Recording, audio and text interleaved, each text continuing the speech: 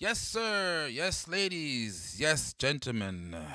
Mesdames, Monsieur, to all of you out there on Facebook, those of you on YouTube, would like to say welcome. Good morning to all of you, and welcome once more to our what we're trying to call our weekly workshops to introduce many of you to the Ketron instruments. While we're getting a shout out to all the Ketron fans and all the Ranger fans in general, because we're all in this business together, I'd like to take a moment of silence and just say a short prayer in silence for those fellow musicians, fellow comrades, fellow human beings who have passed on to the next life due to the COVID 19 virus.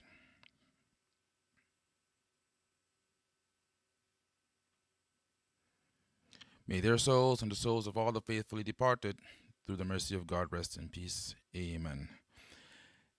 Things shall get back to normal. We just put everything in the hands of God. Things shall definitely get back to normal. Again, this is AJ at Ketron USA, and I'm here, first of all, to start off with the Audya series. We had a lot of questions from our last performance or last workshop last week, and people were trying to figure out what are the differences between the Audya, between the SD9. Why would I want an Audya over an SD9 and vice versa?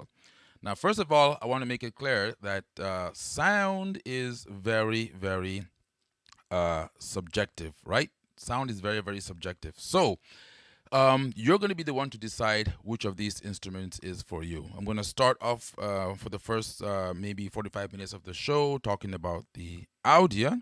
And then in the middle, I'm going to switch over to the SD9 and pick up from there where we left off as well. So, first and foremost, the Audya is, in my opinion, the beast of all arrangers. And why do I say that?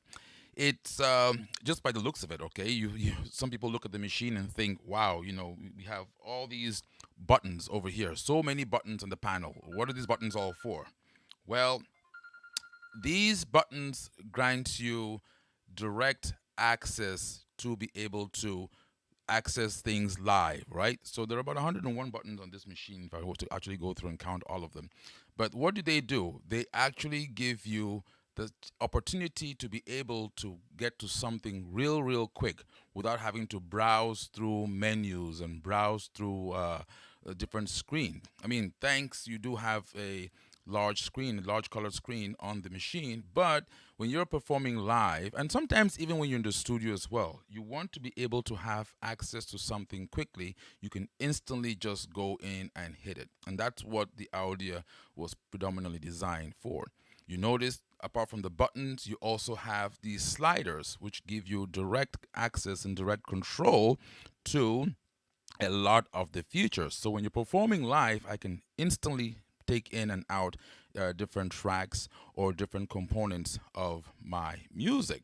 So I'm just going to start off by something here. I'm going to use, I know some people are going to go out there on their audience and start to look for this particular sound. So I'm going to start off with I'm going to do a tune that we all know from different parts of the world.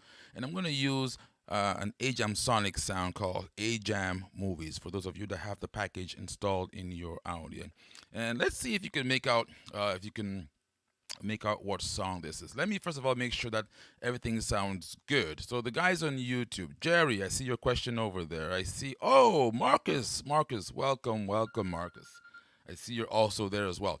I'm going to be taking calls a little bit later on, so please hold your calls first. Somewhere in the middle of the show, I'm going to pause and read comments and take your calls as well, so that we can actually at least cover some material. Okay. So again, I was giving a shout out to Marcus. Marcus, welcome in the house, and those of you on let's see, the folks who are on YouTube. Do we have some people on YouTube? Somebody says the sound is good. Someone says it's mono, it's not in stereo. Socrates on YouTube, it's not in stereo? Let me check something here real quick. It should be. It should be. Hold on. Let me see the mixer setting.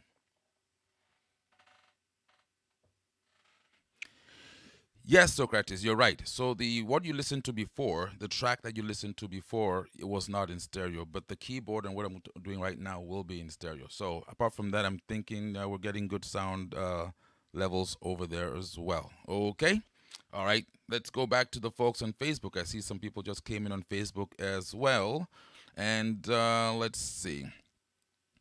Gotta get one of them out there. Yes, Marcus. Thank you so much. Marcus is somebody I've worked with before, way back in the many years ago, and he's an organist, a very talented organist for that matter. And he has actually put his hands on an Audya keyboard. And we're gonna go back and forth and talk about how you can use this in a place of worship, or if you're playing in a club, or you're playing in studio for recording or what have you. So without much ado, let me just start off with a tune that I believe everyone knows, and I'm just going to take it gentle and just go through some sounds here while we get people to get on, and we give a couple of minutes for our latecomers, okay? All right, thank you. Here we go.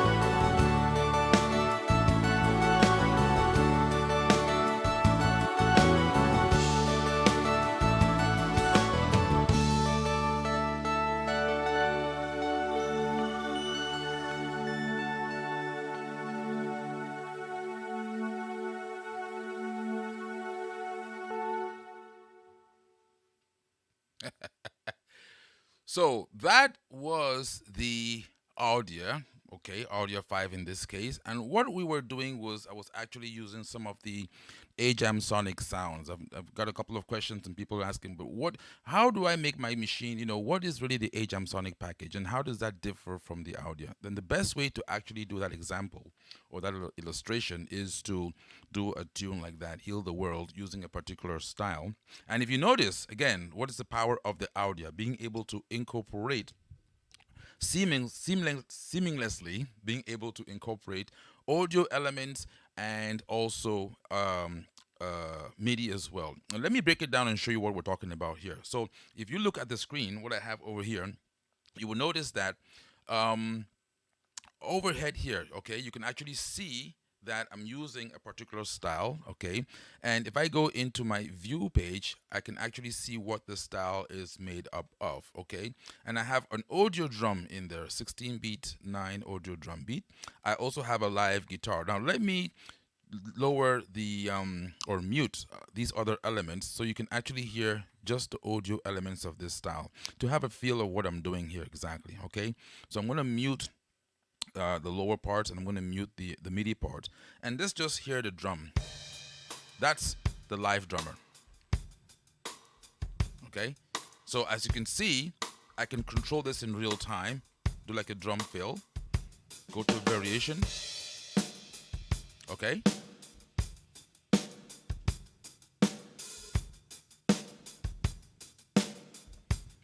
Another fill. And I'm in another variation. Now, if you notice, okay, even though it's an audio drum, I am controlling different parts of that drum. I can also speed it up or I can also slow it down in real time. Now, on my left hand, what I was actually doing, and this is where you have the power of the arranger keyboard. This is where the arranger keyboard, in my opinion, excels a lot better than workstations where you have to do everything from scratch, right? So in the arranger case, I can use styles, what we call styles, which are pretty much, if you want to compare that when it comes to a workstation, like little segments of MIDI, which you control in real time by being able to play a chord and have the arranger follow you. And that's the difference. When you're playing with a workstation or a sequence, you are following the sequence. When you're having an arranger's workstation like this, it actually follows you. And up until the days of Ketron, it was, for the most part, arrangers were looked upon as, semi-professional instruments.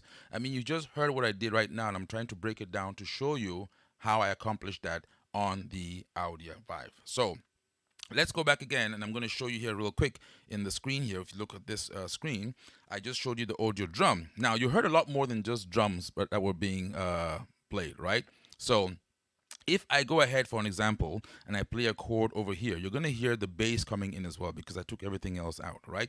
So what I was doing was on my left, I was playing chords. Now, if you're a accordion player or you are a guitar player, you can also accomplish the same thing with the Audya4 module. And that's going to be something we're going to talk about down the line, because with the accordion, especially if you have a MIDI built into the accordion or you have a accordion MIDI accordion instrument or any MIDI instrument. We actually have customers out there who have things like saxophones and trumpets, right? And they're actually using our products to be able to trigger. So I'm saying this because once you have an instrument that can trigger the chords, life becomes very, very easy for you. So let's continue. Now I'm going to play a chord, all right? And you're going to listen to the bass, which is following what I'm doing on my chord, okay? When I change the chord, okay, it's actually following what I'm doing, all right? Now, if you notice, when I let go, it stops playing. When I play, it plays, right? And why is that? Because I didn't turn on the hold button. There's a button here called hold. If I press the hold button, now when I play a chord and let go, see, it holds the chord. Play the chord and let go, and it holds the chord, right? Now, this is where the beauty of it comes, because when you're able to do this, it means that you can actually play a chord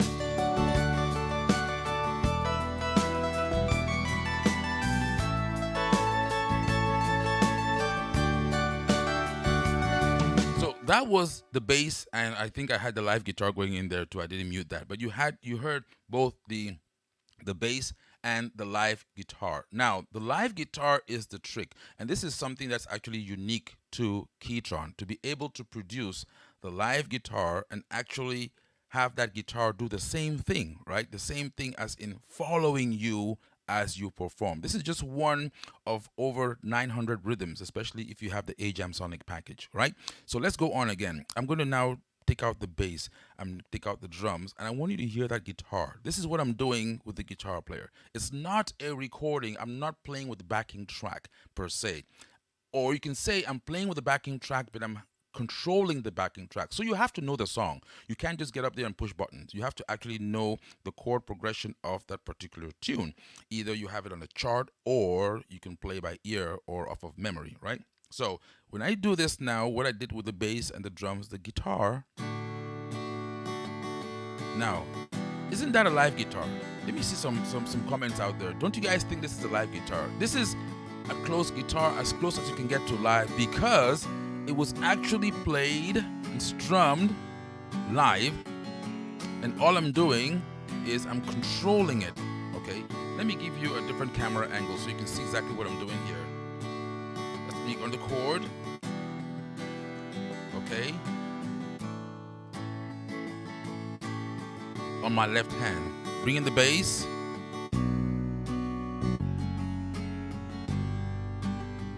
Drums,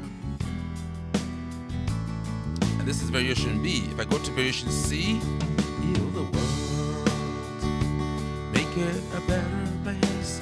Now all I have to do is unmute the other parts. Okay, I wanted you to hear the audio parts first. If I unmute the MIDI parts, this is the whole thing.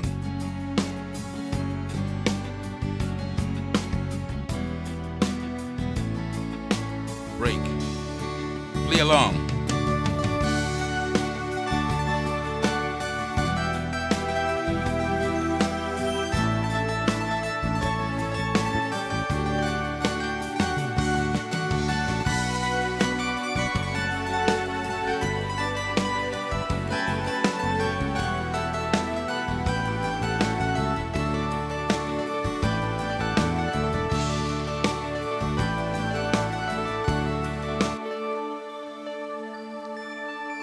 And so on and so forth. So that was just to give you a feel, first of all, on the how the Audya sounds, all right?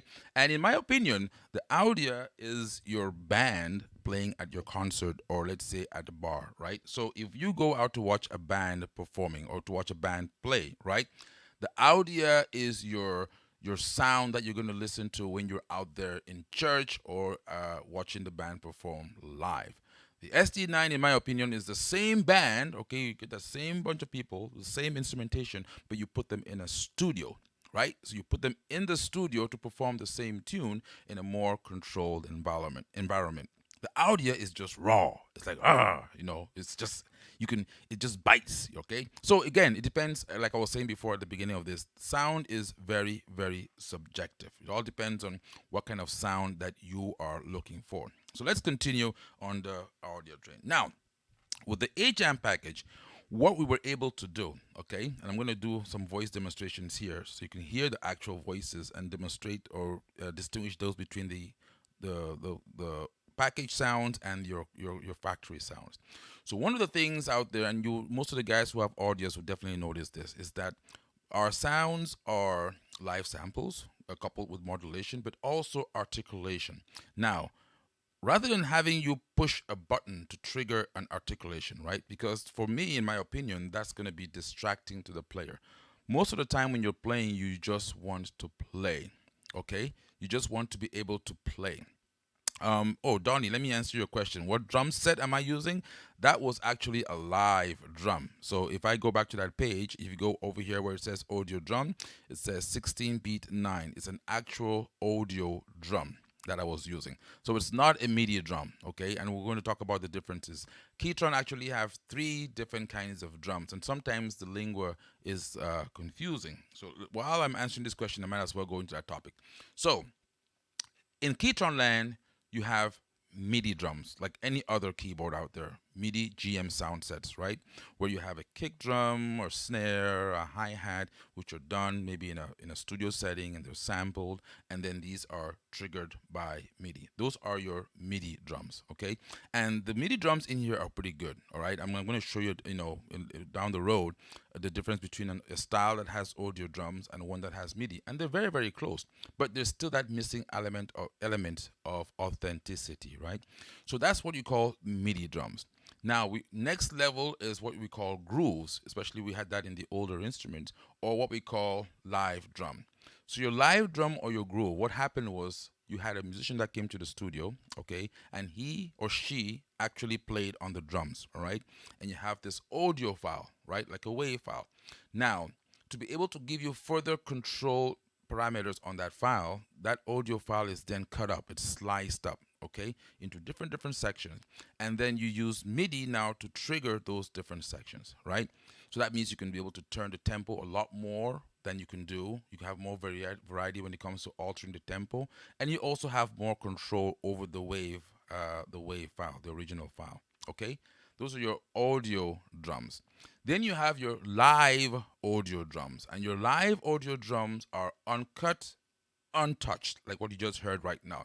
So you got a drummer who comes into the studio, the drummer records whatever he wants to record, right? And then you use that particular audio and assign that to the different buttons we have here on our panel. So for an example, the audio drums are assigned to, arranger A, arranger B, arranger C, arranger D. And as you're pressing those buttons or pushing those buttons, each of those audio loops are being called, okay? So hopefully that explains that. That was a very, very big question, SD versus Audya. Yes, Frank, I'm getting to that. I actually started that before, but I'm going to go into that too a little bit. And part of the demonstration was to actually hear the sound quality on the Audya, and then in a couple of minutes, I'm going to switch out the Audya and bring in the SD and probably do the same thing as well and show you the features. But now, I'm going to dig in a little bit deeper into the Audya. Now, where was I? Oh, the AjamSonic voices and stuff. So we're in the trumpet here. Well, I was over in the saxophone category. Now, if you go to the saxophone, all right, listen to this saxophone. And this is where the difference comes in, like I was saying.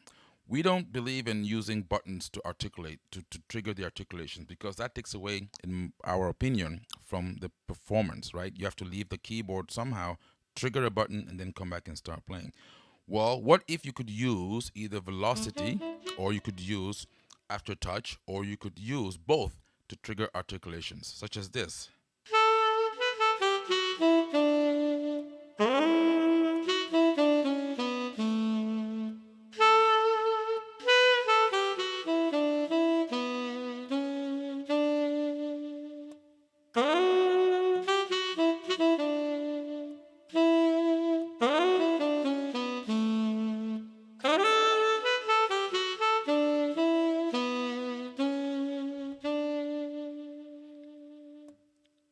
So that, in my opinion, was a very, very beautiful sax called Ajam Low Tenor Up.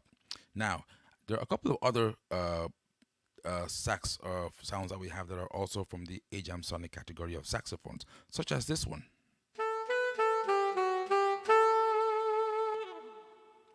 You see what happens?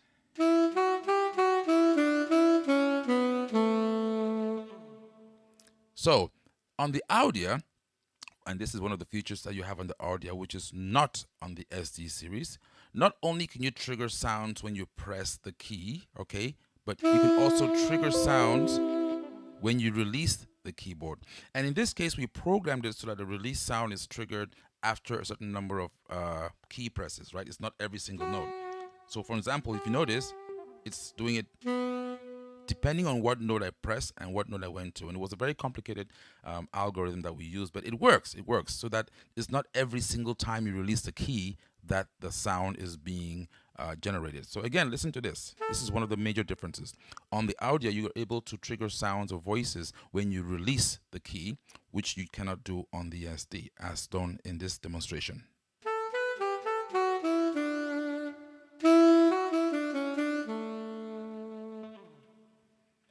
Now, let me add some music. Let me just add a beat to that. I'm going to go into my pop category here, for an example, and I'm going to go into the user style because I have all the AjamSonic stuff in there, as you can see with the blue dots.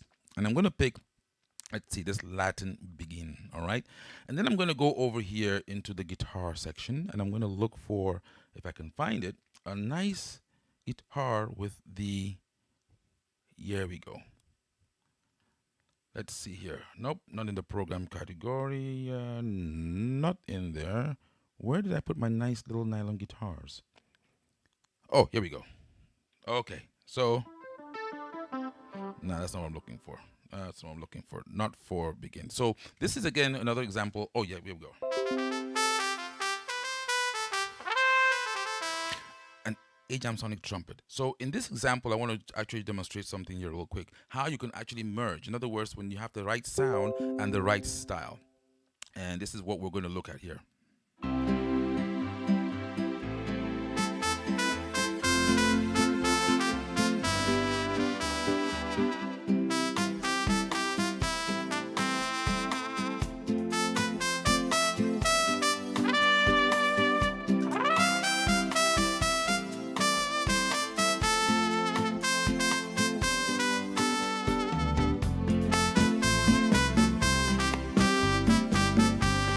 Add a second voice, right?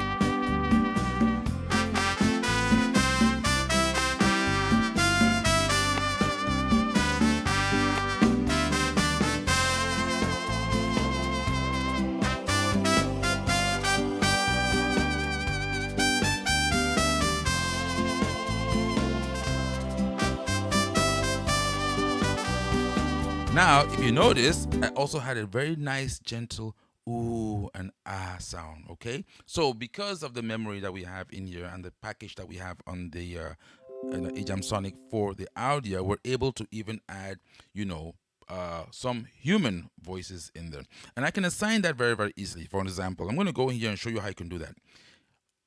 On the Audya, we have a capability of having 3 voices on the left side. In other words, if I have a split point on the keyboard, I can have 3 different voices to my left, and I can have 4 voices to my right. Okay. On the SD9, when I say SD, I'm referring to the SD9, 90 and 60, and probably the 7 as well too. Yes, 7 as well too, and 40. So on the SD, you can only have 2 voices over on the left side. Okay, so these are where you start to see the differences between the tomatoes and the tomato juice, right? So anyway, hi Sean Keys, I can see you there as well. I can see you there. You just came in. I'm sure you woke up. It's what time in Kenya now? About 8 o'clock. Anyway, so on the left side, I can have 3 voices. Now I can have one voice which is called the left, all right, which can, you know, be consistent. In other words, no matter what rhythm I'm playing, the left voice is going to be a consistent voice, which is over here. And how do you do that? You just pretty much go over to the left voice and you can assign it. You can pick a piano or whatever you want to pick. And once you have that button turned on, let me see if I'm going over here. I'm going to pick a string. Just to, let me pick a pad. Okay, magic pad, so you can actually distinguish the voice. So if I do this, okay, you can actually hear. That's the actual left voice, all right? Let me mute, let me get to the lower, all right? So this is the left voice right now that I have on. If I turn it off, there's no left, okay? So this is one feature that we have on the Audya, which you don't have on the SD. The capability of being able to have a left voice assigned to the keyboard that remains consistent no matter what sound or what style you pick. Now, in addition to that left voice, you also have what we call lower voices, and these voices are determined by what rhythm you pick. So every rhythm has lower 1 and lower 2. You got 2 voices that you can assign to the lower keyboard. In other words, when you pick that rhythm, when you recall that rhythm, which are these voices that are going to be assigned, and these are determined by the style. So in this case, for an example, I have lower 1, which is a soft pad, and lower 2, an electric piano, and these are the volumes right here next to them, right? So if I pick the soft pad, if I go and pick this, I can, you know, make it louder or lower. So right now I'm hearing that. I can also change the octave. Okay. Again, this is a lower voice that's assigned to this particular style. I can now go to electric piano and I can make that. I can turn this guy. Let's see. Okay, bring the volume down so you can hear the electric piano.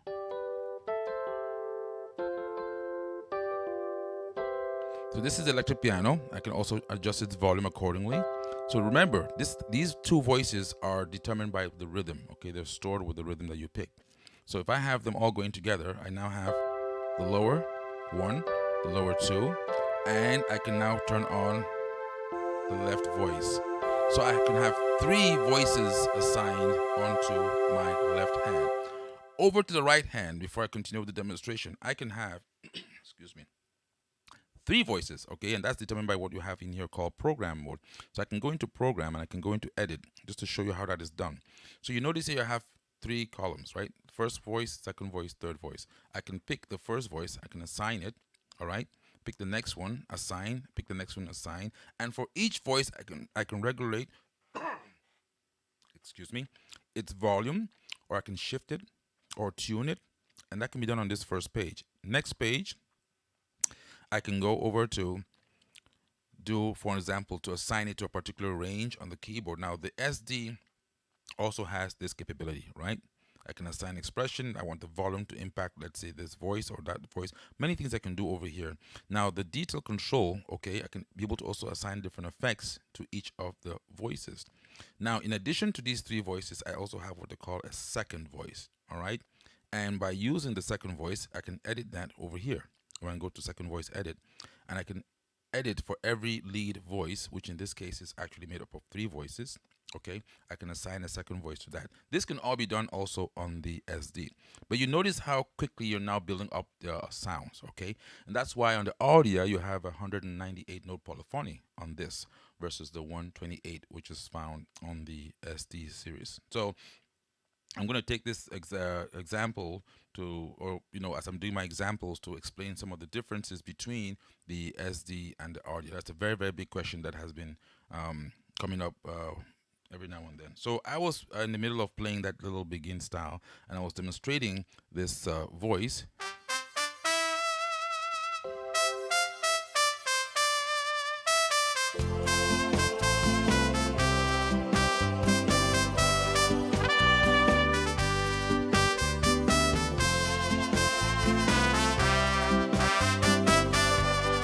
I can also add harmony.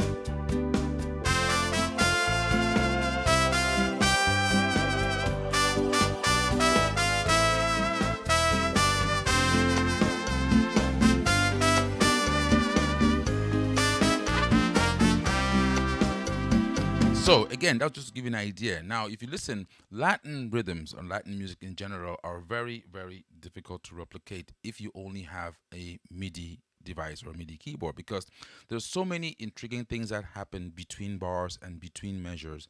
Same thing for African music and also for a lot of Asian music as well. What makes the music very rhythmic is that there's a lot of stuff that's happening in between notes, and also they're not necessarily in perfect timing. It's not a quantization of 8 or 16. No, there's a lot of feeling that goes into the music, right? And so in this case, rather than trying to program the Latin parts to try and make them sound human, we just get somebody in the studio and have them actually play the congas, for example, and there you have it. And that's where you have that authentic sound that you can control, okay? So even though that's a WAV file, even though it's an audio file, if I slow it down, I do not lose the pitch. If I speed it up, I do not lose the pitch. Okay, so what I'm doing right here is I'm going fast and I'm going slow, okay? Slow it down. And the same for the accompanying guitar.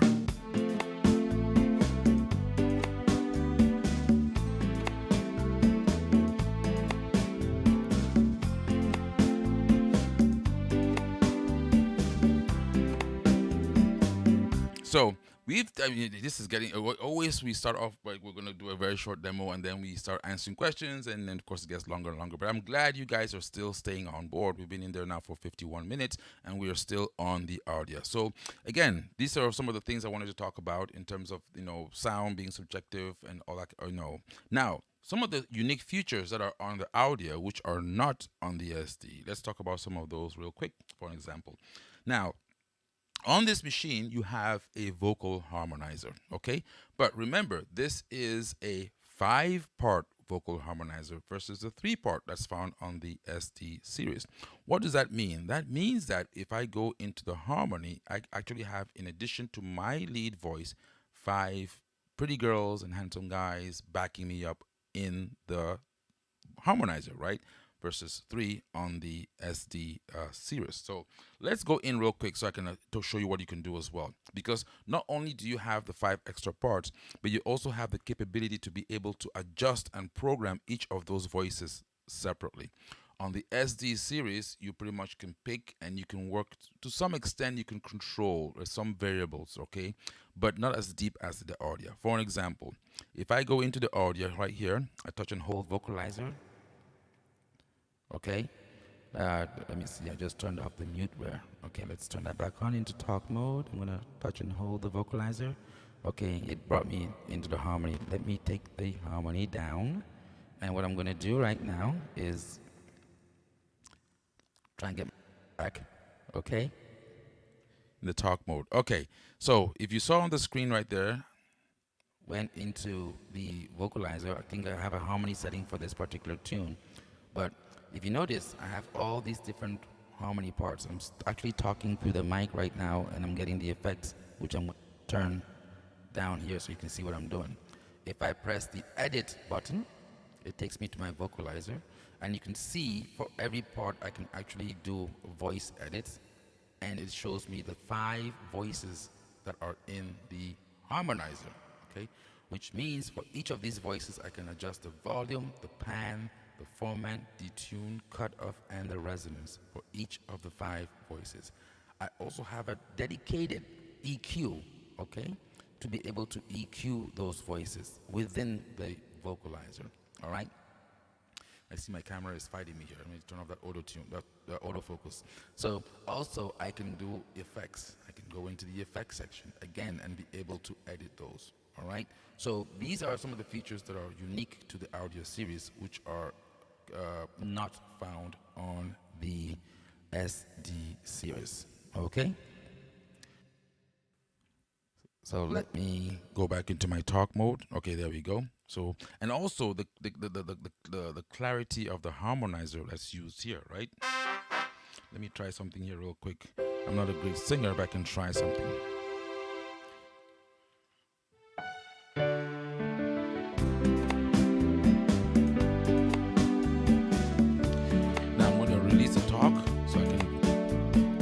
Microphone and have all my effects. Okay, now if I turn on my harmonizer, I can hold it down and I can pick which harmony I want, and using the harmonizer dedicated button over here, let me see if I can do this so you can see what I'm doing right here. Okay, I can bring in the harmony whenever I want. This is for my voice right there. Okay, so if I'm playing this particular tune, just making something up,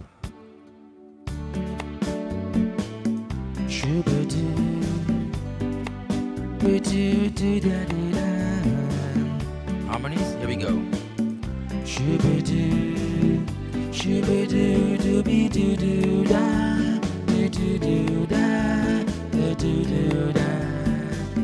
I can see you search, I can see you search on Facebook.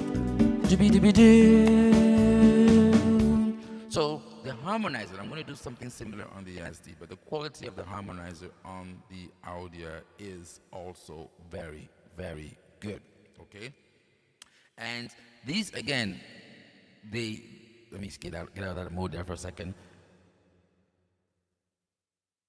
It sounds like it's something that's subtle, right? I mean, these are little subtle things, but if you notice, so far in this demonstration, I have mentioned about 8 different subtle things. So you see how the subtleness is beginning to build up, right?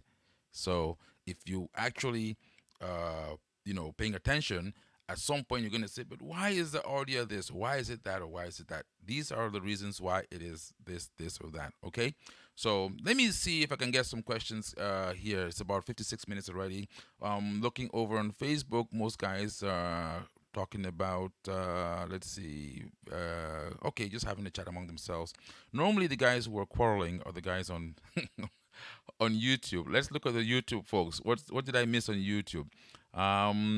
Yes, hi there. Hi, are you guys? Hey, blessings to you all as well. Just make sure you're all staying safe and sound.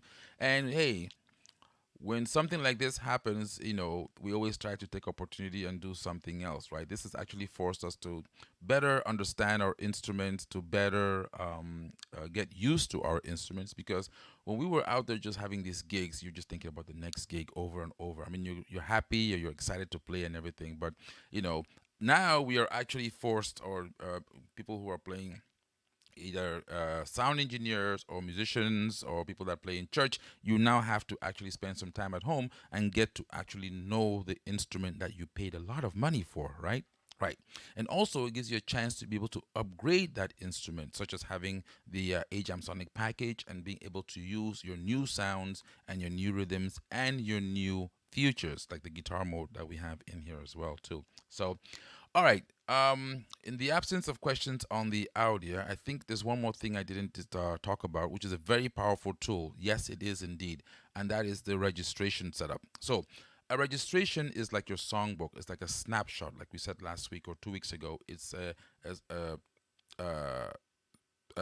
snapshot of the particular settings that you have on the keyboard at a given time. And you use registrations to be able to set everything up when you're at home, for an example, so that when you go to your gig, you can instantly recall something, right? You just hit a button and it will recall the rhythm that you use, the voices that you use, and what have you. Now, on the Audya, in addition to all that stuff, you can also have what we call block registrations. And a block registration can be made up of regular registrations, but it can also be made up of text files, styles, sounds, MP3, wave. In other words, you can link it up to about 5 or 6 different things, okay? On the SD, you can link it up to one. So if you have a registration set up, you can choose to link it up to a PDF file, or you can choose to link that registration up to a MIDI file, or to a WAV file, or to an MP3, so that when you load the registration, it will load whatever you linked or associated with it. In the case of the Audya, when you load a block registration, it loads up to 40 different things that you associated with it. Yes, 40 different things. Now, that just sounds like a big number, but that's a lot of processing. And that's why the Audya, just like the SD, has a dual processor, because there's a lot of stuff that's actually going in or going on under the hood, right? So when you go to registrations, like in my case over here, these are my single registrations, okay? So if I go to block over here, these are my block registrations. Now inside the block registrations, or inside the block registrations, let me just show you my screen here. Inside the block registrations, you will notice that the instrument now has the block registrations displayed in the middle of the screen, right? So you have that displayed in the middle of the screen. And in addition to that, you also have on the side where it says empty. And this is where you have your single registration. So for an example, I can then press edit, and it's going to ask me to create another block registration. I'm going to say yes. It says please wait, and now it's going to ask me, what is this going to be made up of? I can pick the first location, and I put a voice in there, a piano. I'm going to put a piano in that location, press exit. And I'm going to go back in, and I'm going to now pick, let's say, the second location, and I want to pick let's see, style, for an example. I can go in and pick my style and put it back in there, right? So these are my registrations. I have 5 and 5, that's 10 on one page. I can turn the wheel, and I have 5 and 5 and 10 one more. So it's actually 20, sorry, not 40.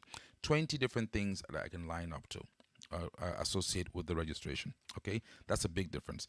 Now, the next one also is also a huge thing. Again, these are things that, when it comes to a computer, when you talk about processing speed, a lot of people understand why the Audya is a beast. This has a 5-player on board. In other words, I can play 5 different things at the same time, be that a combination of MP3, wave, MIDI, and my style engine. Why would you want to play 5 things together? Not necessarily sure about that. On the SD, you have a dual player. It's 2 players, so you can play 2 different things. You can crossfade between back and forth between 2.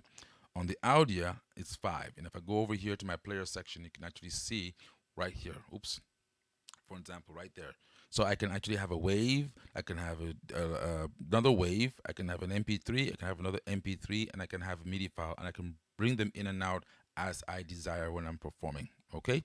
So Are you able to use live sounds on the MIDI file? Yes, you are. Yes, you are. And I was just actually getting to that particular point. So you can also do that on the SD series, but this is how it's done on the audio. Okay. So I'm going to go into my MIDI right here. I'm going to press MIDI now. I have to be careful. Last time I used the MIDI file, and unfortunately on YouTube, the whole entire video was taken down because we used a MIDI, a song or a tune due to copyright issues. YouTube took it down. Now Facebook was gracious enough to keep it up, and I hope they'll be gracious enough to keep this one up as well too. So what I'm going to do, I'm going to pick a MIDI tune that's maybe not so popular, okay, and show you how you can do some very nice, interesting things here. So I'm going to hit start right there. Maybe that's a popular one. Let's pick something that's not popular before we get ourselves into trouble again, right? Let me see. What songs are not popular? Okay, that's a MIDI file. You just heard that, right? So I'm playing the MIDI file. I hit start. Hit enter. And this is the MIDI file, okay? Now, let's say that for this particular MIDI file, I want to be able to remix it. Okay, you heard the drums. One of the things about a MIDI file, one of the worst components of a MIDI file are the audio, the MIDI drums, right? The drums, no matter what you do, they always kind of tend to sound canned because they're repetitive and they don't have any articulation built into it. Well, guess what? In the Audya and the SD, you can actually remove the MIDI drums and replace them with the audio drums. All right, and I'm going to show you how to do that on this particular keyboard. I think last week we covered that on the no, we didn't, right? Yeah, we did cover it on the last video last week. So let me show you how it's done on the Audya series. So you have a MIDI file and you want to make it sound even better. So right now I'm going to go here where it says remix, which is F9, and I'm going to touch F9. And I turn on the remix, right? So now that allows me to use my style with that particular MIDI file. So again, just so you can hear what the MIDI file sounded like before, if I hit enter, this is my MIDI file.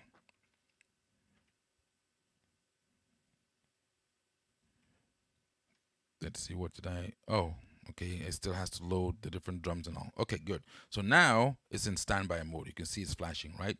So I can now go in and want to pick a, let's see, like a rumba or something, right, to mix and play with that particular style. If I go into Latin, my Latin styles, and I'm going to pick over here, let's see, I had a nice begin before. Let's see, you'll go here, Latin begin. Okay, so now as you can see, it's linking it up with that MIDI file. Okay, so if I hit start, this is my audio, my live drum. So the live drum from this particular style is now playing with the MIDI file, and I can play the variations in real time, the fill and the variation, break.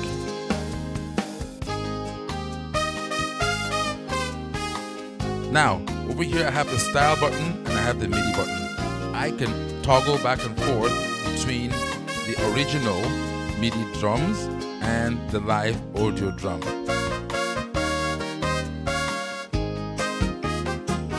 That's my MIDI drum. Okay, let's go now to the style. Fill. Again, this is a MIDI file. I'm playing a MIDI file.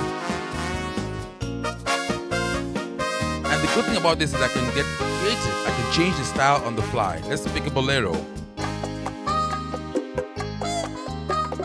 So that's a bolero with that MIDI file. Okay. Variation. Again, just to remind my viewers or our viewers where we're at. If I go back to MIDI, that's the MIDI drum of the MIDI file. That's the MIDI drum playing. Go back into the style. Do a fill, variation D. So as you can see there, I have the capability of being able in real time, right, to control and inject audio parts into my style, right? So this is actually allowing you to be able to make any MIDI file sound good. What does that actually mean? That means, technically speaking, now that was like a Latin song, right? So imagine if I did this. If I take that same MIDI file that's playing, okay, and let's say I'm playing before an audience in New York, right? Let's just say, for an example, and I'm trying to use that same song but to have a different flavor to it. So let me do something here that's going to be very, very interesting. Midnight Cowboy, right? I'm going to go back ahead and load this again. But now the original style was a MIDI style. Sorry, it was a Latin flavored song, right? So if I do this, I hit start, I should be able to start playing that song. Okay. Now I can go into my dance category and I can change the whole thing. Let me get this correct. Go ahead. That's my MIDI song right there. And I'm gonna go in and I'm gonna pick, let's say, Disco DJ. Now I had forgot to do something. I did not turn on the, let's get out of registration mode. Yeah, drum remix. I have to have the drum remix on. Otherwise, it does not synchronize the MIDI clock with the audio drum. Okay, now that I have that done, I'm going to go into my dance. I'm going to pick my, let's say, disco, and I'm going to hit start. And this should, let's see, I'm going to start the MIDI file and link them up together. And I should be able to go once this is done flashing, because it has to associate the audio file with the MIDI file. But then again, what happens is that in real time, I just can take a MIDI file and change and spice it up. Okay? Now I just made a Latin tune, like a disco.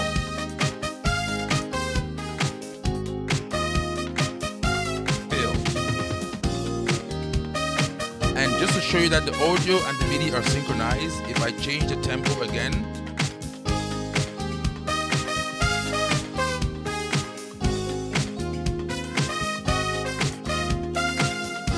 so I can make a rock and roll if I want to.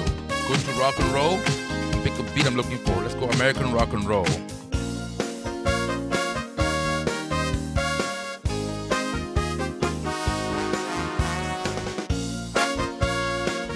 Anytime I can go back to the original MIDI drum, okay? That's the MIDI drum right here, right here. That's the MIDI file drum as it came, originally. Remix over there.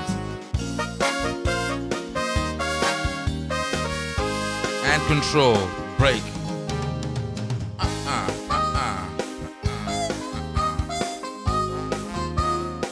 Yeah, I tell you, man, this is again, YouTube, Facebook, please don't take this down. This is just for demonstration purposes only, not for making any money, okay? So please do not take this video down. I'm trying to educate our folks out there on the power of the Ketron instrument. So let's see. Any questions, requests, Audya, any more systems for, yes. Marshall, I'm going to send you the files. Unfortunately, I can't do that with WeTransfer because it only allows up to 2 gigabytes, but I will try to find another way to send you the stuff, okay? All right, go back to our people on YouTube where we have our arguing corner. I love Ketron. Can that be done with the SD40? Yes, the drum remix can be done as well with the SD40. Just know that the SD40 does not have live audio drums, so SD90 will be more like it, right? SD90 if you want to have the live audio drums. Okay, so again, in terms of, yes, Terry Black, in terms of the features, yes, you have a lot of deep features on the Audya series. You have some newer features on the SD series. For example, the launchpad on the SD9, 60, and the 90. That's totally unique. Now, to some degree, you can achieve launchpad capabilities on the Audya to some degree, right? But again, remember, the SDs are much more newer technology as well. Now, one thing we did not touch on, but I'm going to do it right now before I switch over to the other instrument, is modeling, okay? So you have these styles, you have these rhythms in the machine.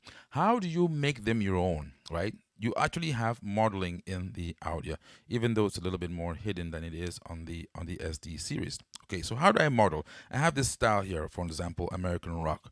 Let me get back in there. There we go. And I want to go and get my guitar. Let me look for like a nice distortion guitar. What did I just do? I killed a bird, right? Let's see here. Oh, harmony was on.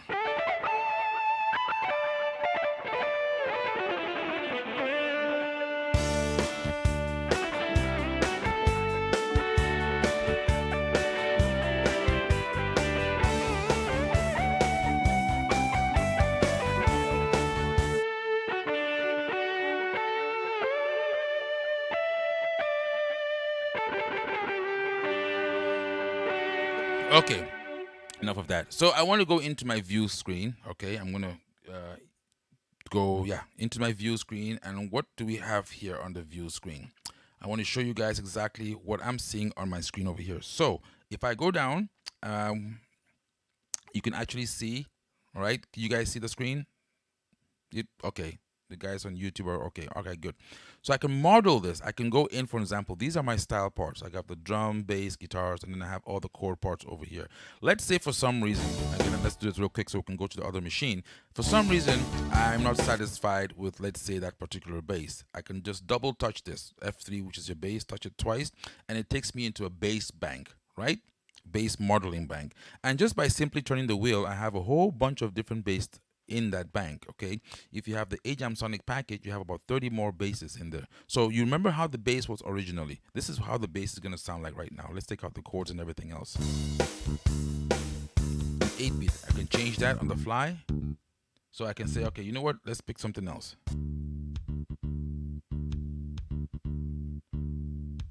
All right, let me pick this other one here. So let me get the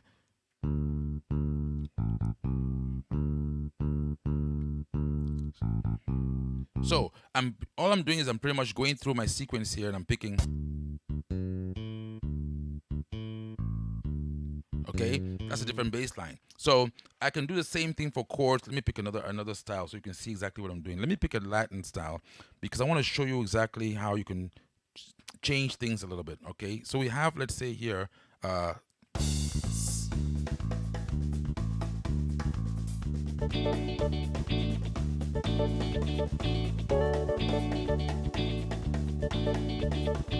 that's a live drummer again. Okay, so now I'm going to go in there and I have the bass. I'm going to change that bass and double click on that twice. I'm going to pick something else. Let's see. Okay, and if you notice, I did it on global. So that change I just did right now is going to impact all my variations. So if I go to variation D, the bass is going to be the same thing. If I want the change to impact just that particular variation, I would use a single instead of global. Okay, I can also go to piano or the chord number 1 and hit that twice, and I go into a piano bank and I can change that piano to something else.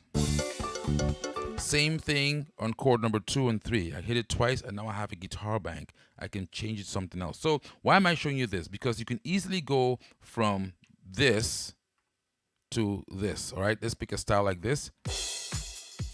I can easily go from, I want to hold that, go to my view. Okay, now watch this. I'm going to go in and go to chord number 1 and I'm going to pick, let's say, a Latin piano. All right, so I just have to spin this wheel around, pick something like a salsa piano in that particular beat. Bring the volume up.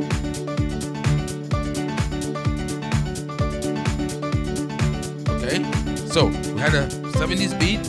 Now I have a salsa piano in there. Change it.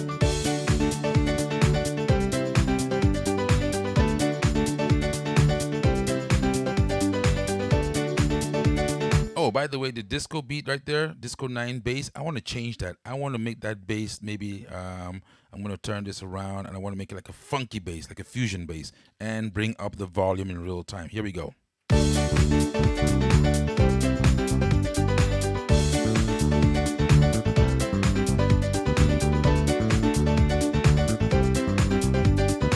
So guess what? I have just unleashed the power, or one of the powers of the Audya. Here we go.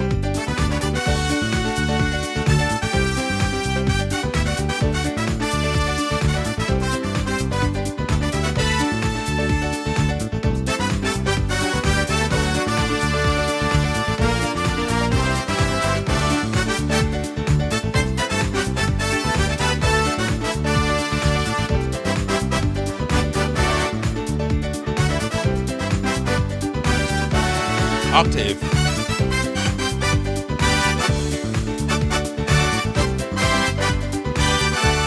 So just before all of you right there, it took me what a few minutes, if that many, and I just customized, some things, changed the bass. Of course, you have to have a feel for the music, right? You have to have an idea of what you're looking for per se. Again, remember, all of these can be saved in the machine in real time.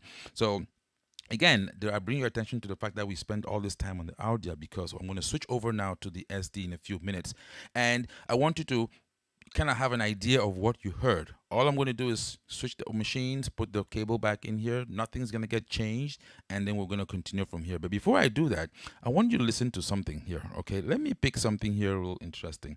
I'm going to go over to, let's see here, my registration. I want you to hear, let's see, go back to my single. I was in block before. And let's see, I'm going to do a search. I'm going to use the keyboard right here to search. I don't have a touch screen on this one, so I can actually search my registration by typing it in here and then hit enter.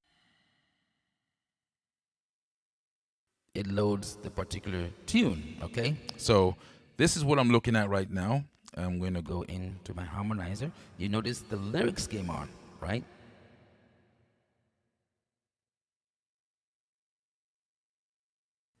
So the lyrics also came on this particular tune because I have it set up for that particular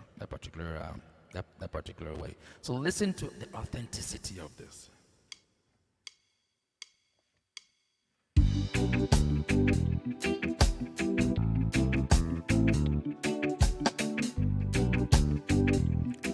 Listen to that bass.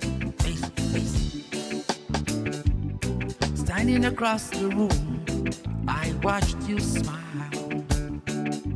Said I wanna talk to you for a little while. Before I could make my move, my emotions start running wild. I know I can't sing, I just want to demonstrate the Audya. Looking in your big brown eyes, ooh girl, speed it up, it's too slow in real time. Girl, I'm gonna make you sweat till you can sweat no more. And if you cry out, I'm gonna push it some more.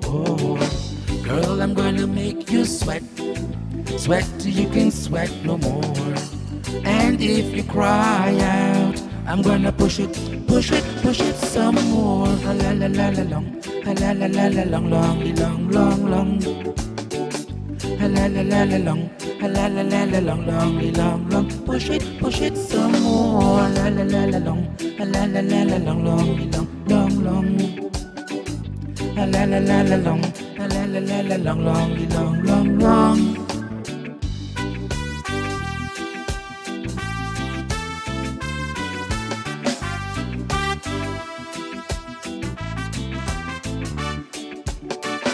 So what was I doing over there? I was let me turn off the harmonizer and the effects. So what was I doing? I was actually trying to illustrate and demonstrate to you, one, how authentic the sound is.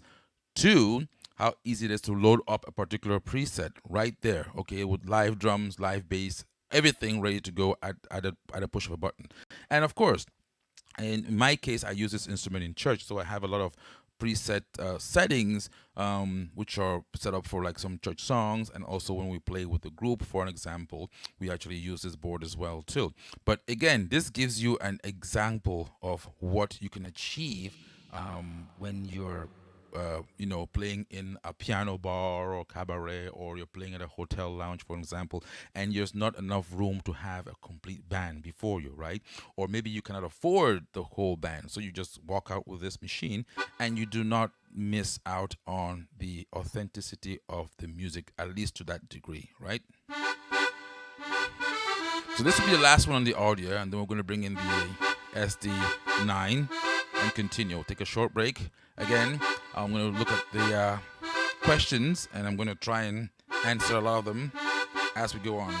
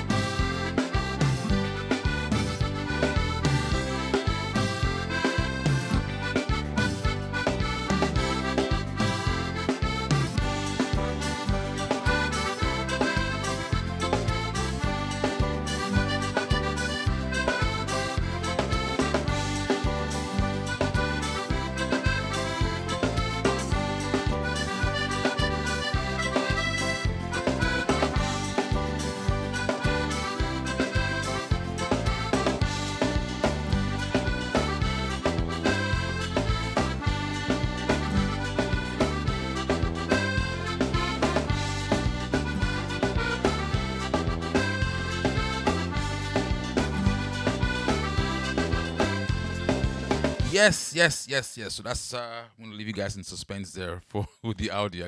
One question just came in from Ireland. Yes, how do you let's see, can you demonstrate how you save instruments on the styles? Yes.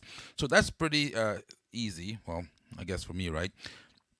So when you have a style on the keyboard, he's asking, well, he wants to be able to, have that style such that when he loads the style up, the lead voices will also be loaded up in association with the particular style. So how is that done? So you have your style right now. If you go into style mode, let's go back into the screen right here, and you go into style mode. So the style mode, you have this display over here. You go into style mode. On the bottom of the screen where it says modes, you have page 1 of 2. So the first page is what you see displayed before you. What you want to do is you want to go into page 2. And this is where the miracle is, right? So in page 2, you see right now the arranger A, B, C, D. The voices that are affiliated with the arranger parts are empty. Right? You have the dash, right? So what you want to do is, first of all, you want to enable this for this particular style. So in other words, when you pick this particular style, you want the voice association to be on for that style. So you press F5 to turn, and you turn the wheel, and you say style enabled, you turn it on. Next, what you want to do is global enable. You want this particular function to be applied to all the styles. In other words, all the styles should be able to recall their affiliated voices. You want to hit F10 and turn it to yes. Okay. So now that you have these two on, let's assign the voices. It's very easy. So right now the first voice is empty, which is assigned by pressing F1. You see right there, you touch it, F1 goes blue, and you pick a voice. Let's say I want to put a piano. On my right, I'm going to go to my piano category, and you see the first piano shows up in there. And you can turn the wheel, and you're going to go through all the different pianos in that particular sound bank, okay?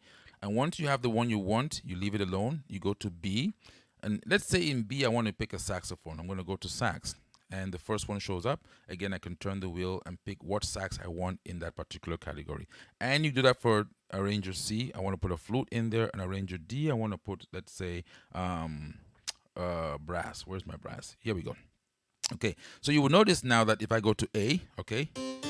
Oh, that's not what I wanted. I wanted a piano. What happened? I think I turned the wheel. Oh, I know what it was. Okay, so let's go back to my AJAM. There we go. Piano, yes. So in arranger A, I have a piano. In arranger B, I'm going to have sax. Arranger C, this, and arranger D, that. So now when I'm playing this particular style, notice what happens, okay? If I press arranger A, in this example,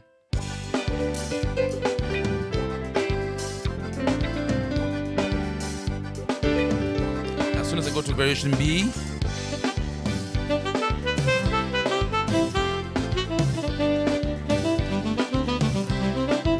C,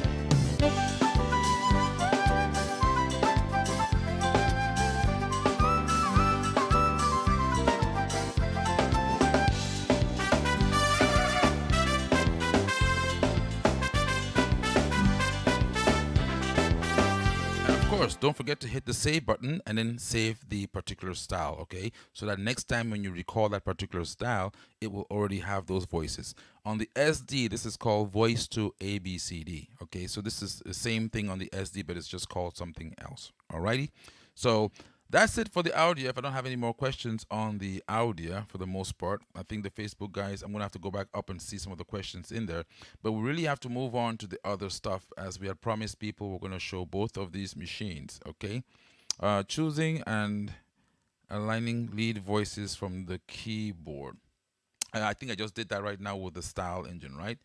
Do you have a cumbia style? Cumbia.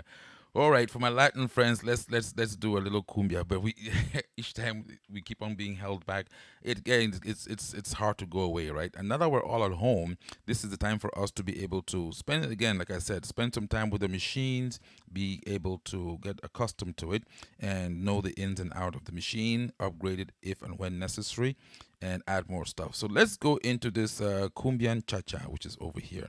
All right, and let's see how good we can do this. All right, we're going to start with an introduction number 3.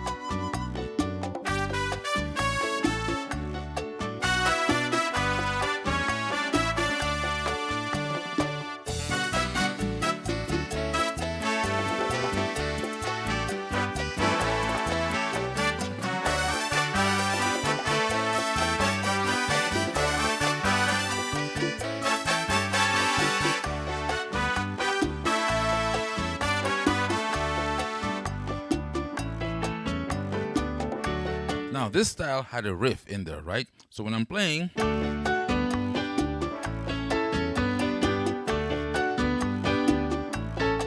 riff, automatic.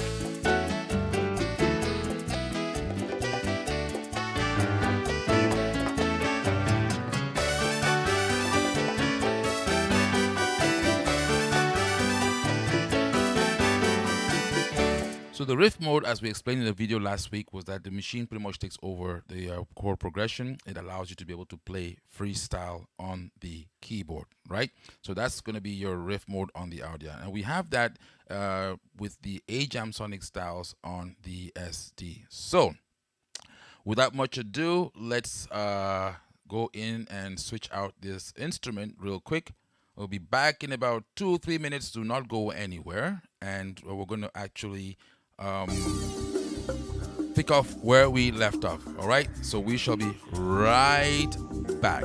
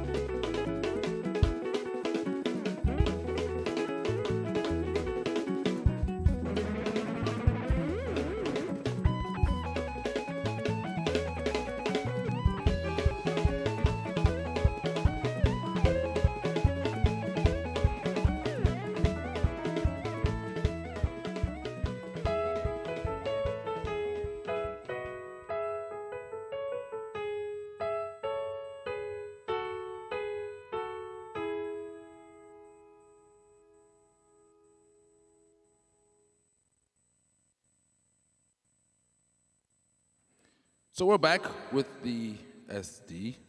I'm going to talk more there real quick, and let's try to center this on the screen so everybody can see. Beautiful. Okay.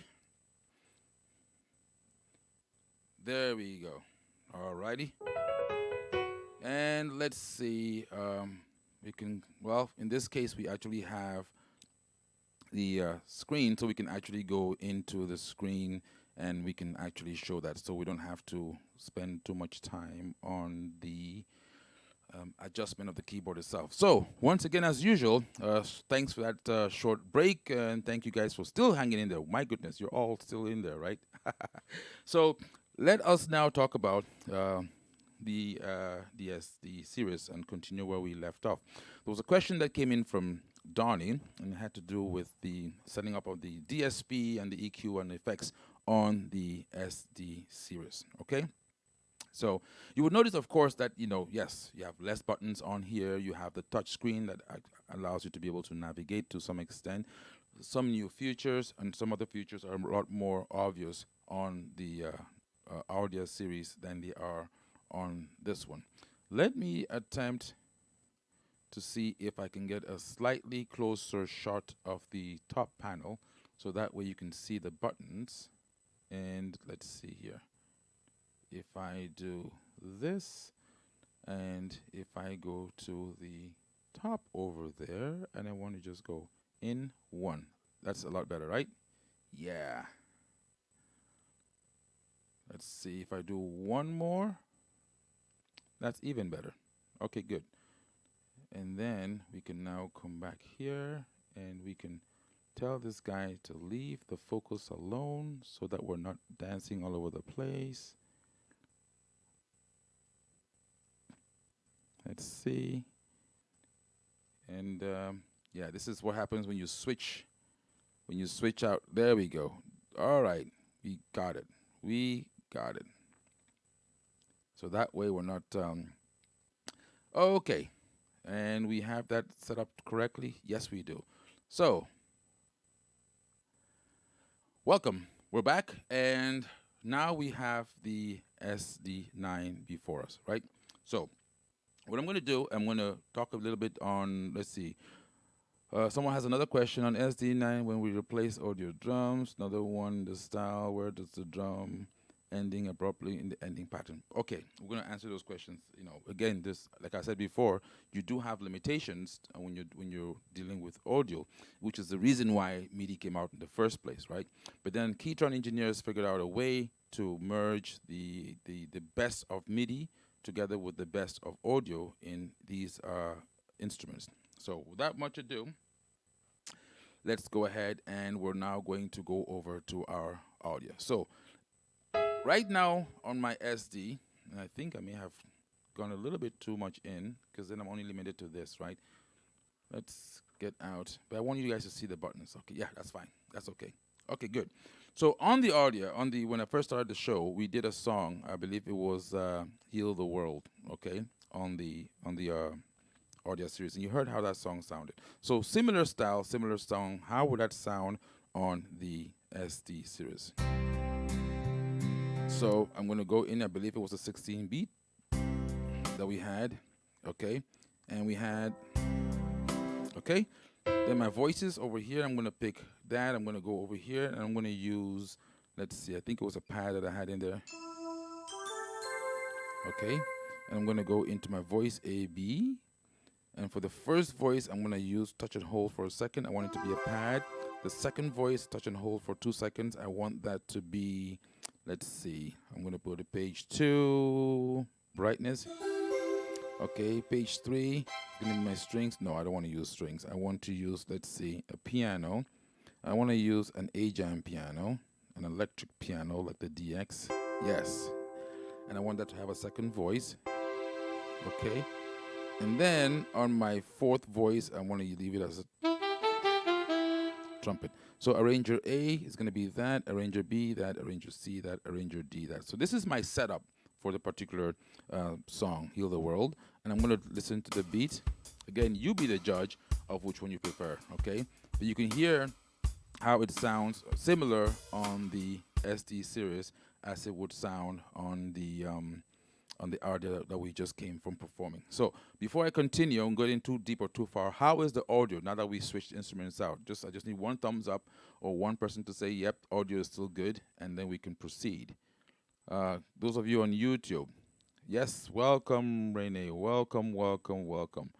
Different songs, yes, we're gonna go into some of these questions too. Ali, welcome, welcome as well.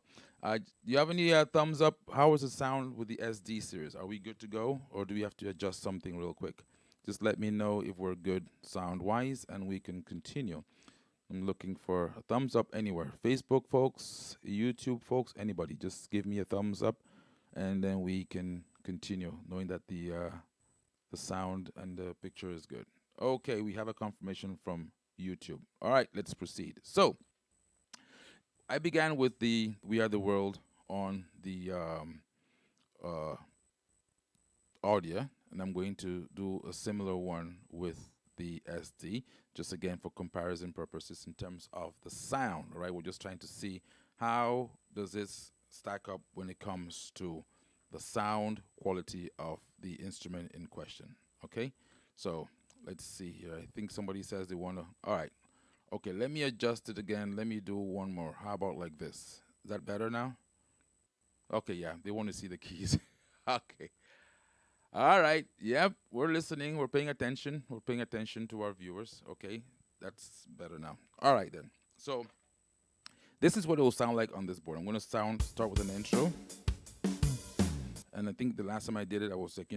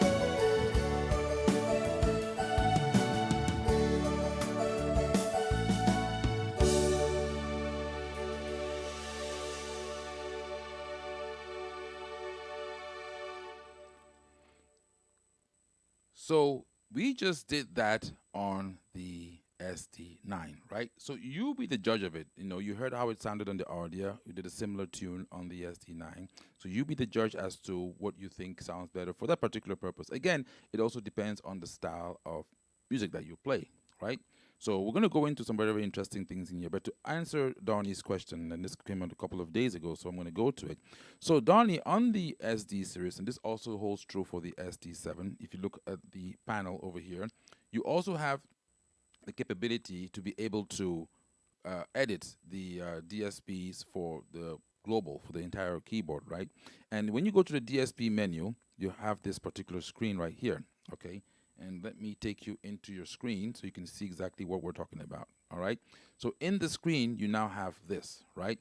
So you have the right reverb, left reverb, chorus, insert, FX1, 2, and the EQ. Now, the last four are global, right?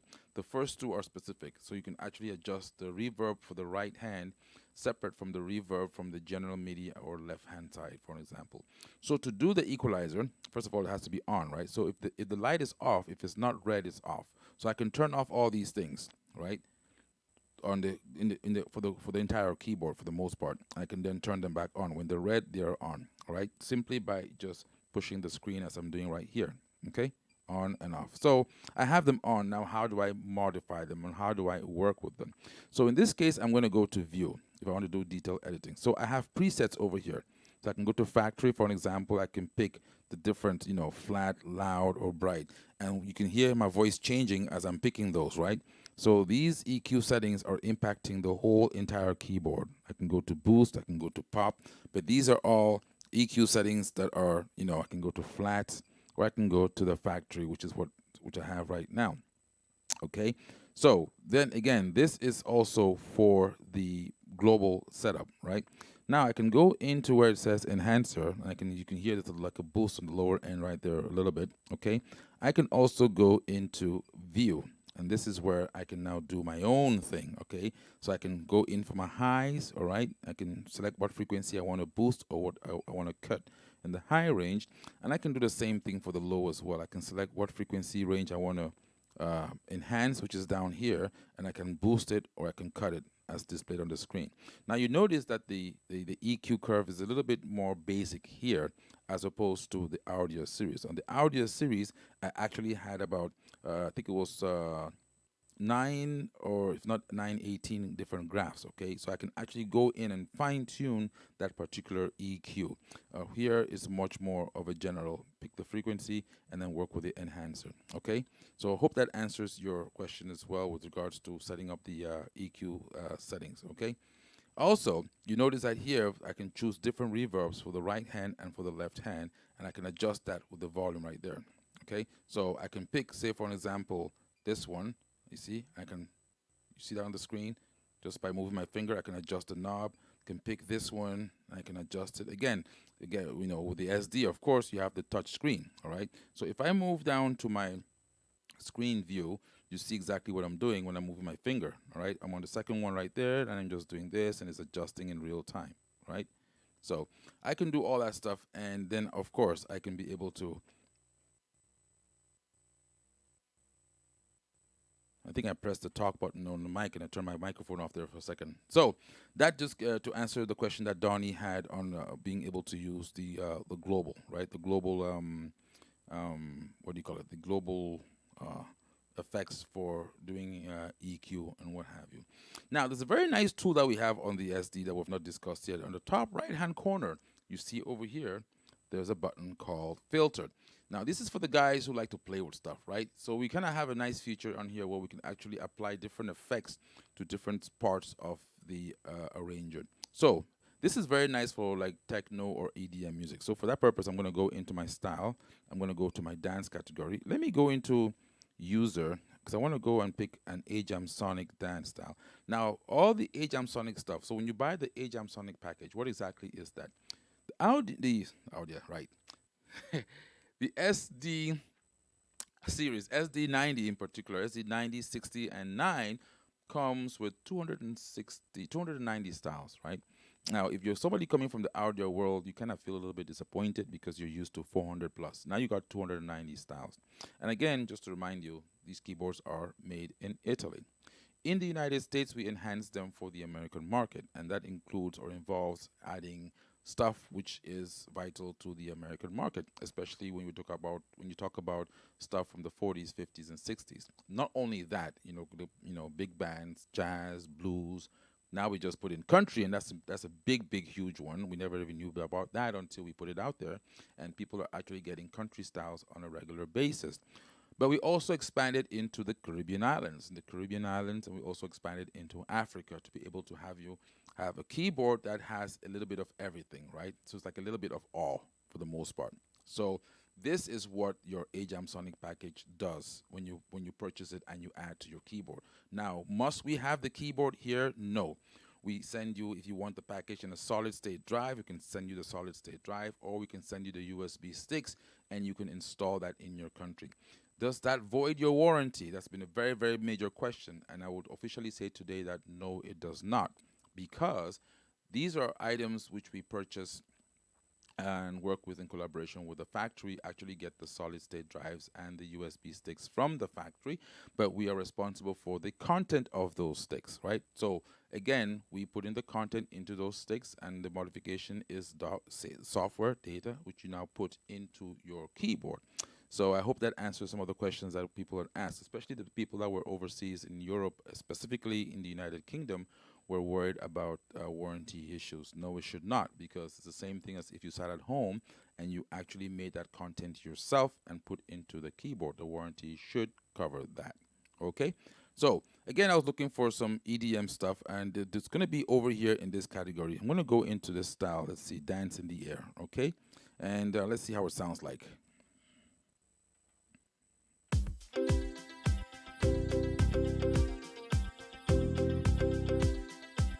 Pick something that's more interesting. I'm going to pick the intro number 3.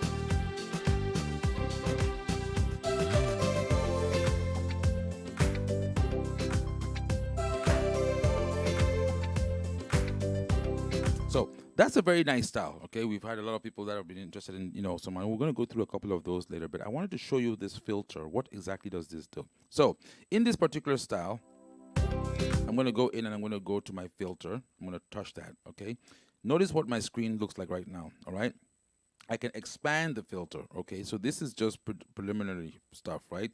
I can have the filter impact my style, my right hand voice, or the player if I'm playing MP3s or waves or what have you. For this demonstration, I'm just going to use, let's say, the right for now. Okay, so if I do this,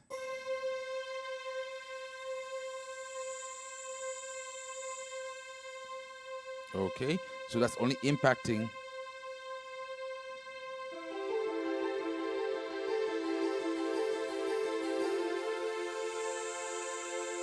and if I expand this, all right, I now have this capability over here. So if you notice now, I can actually do this either on the screen or using the buttons, right? And I have different effect parameters.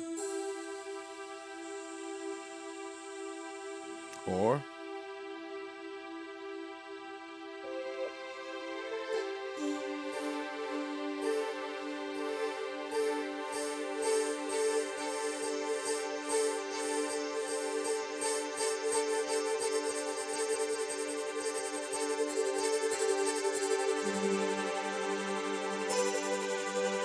combine that with the style.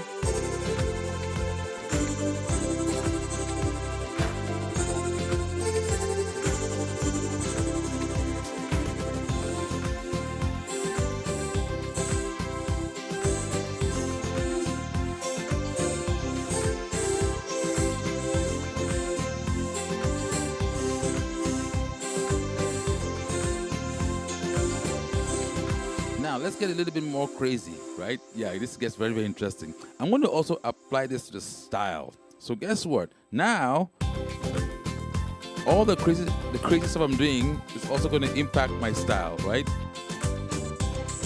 You hear that?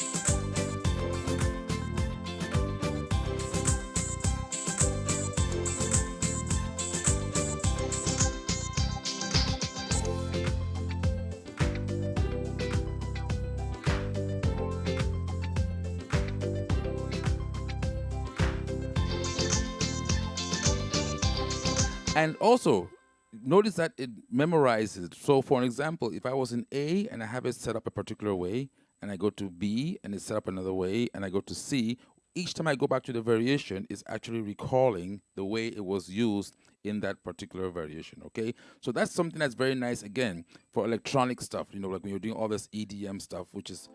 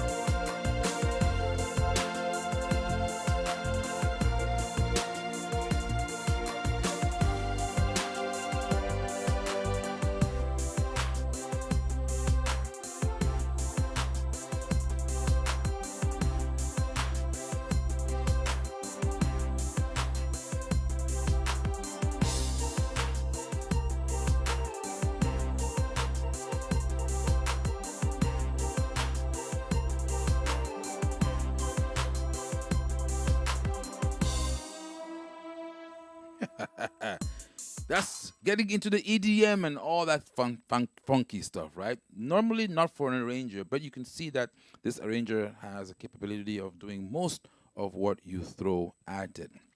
So that's the filter function. Again, we had some questions coming up on that. Recording, we covered that one last week's video. We covered a lot of things also in the last video that we had. We had a question, again, wow, about the Launchpad. Yeah, the Launchpad never seems to go away. That's because the Launchpad is so, there's a lot of things that you can do with the Launchpad. A lot of things you can do with Launchpad. But let's see what the more. I'm just going to go through some of these questions here. An SD9 replace audio drum. I think we did that one already. Cumbia style sample editor. How can we add more sounds to soundtrack? That was also, I'll see if I have time to cover that again in this video. But one video back actually, last week we had covered that. Lead voices, that was an AUDYA5 from Jerry. Great learning tool. Thank you very much. Yes, thousands of combinations and permutations, right? This is, let's see, Larry, I found the ability to assign. Let's see, and then vocalizer. Okay, so pretty much people are discussing on Facebook. Let's go over to the folks on YouTube. YouTube, what have you for me? Let's see here.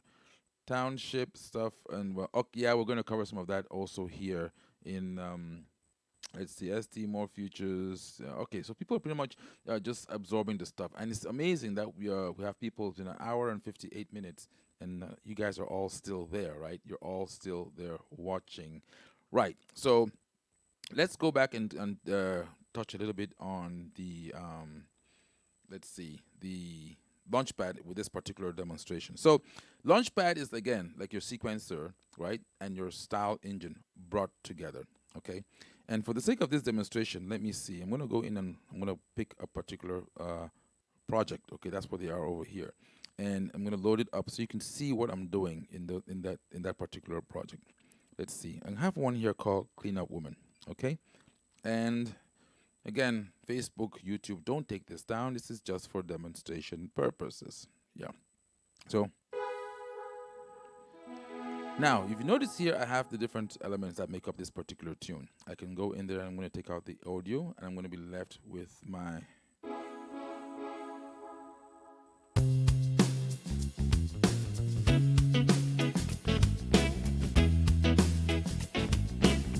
so pretty much, if you notice, I have taken my live drummer, okay, just to show you that. See, I'm actually controlling that live drum in real time, and I'm going to go in for my right hand voice,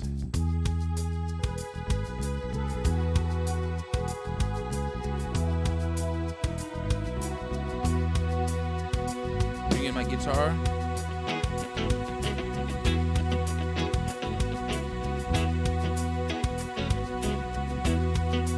the other guitar,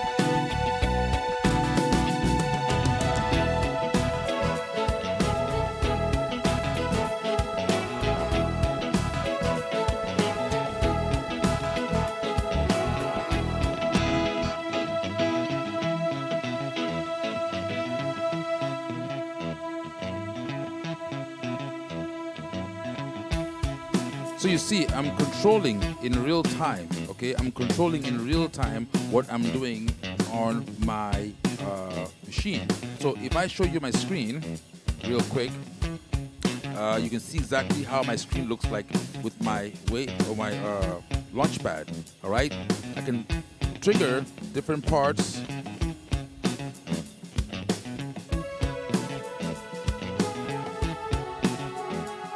Or better still, how about I do this? I show you everything. Okay, how about this? Here we go.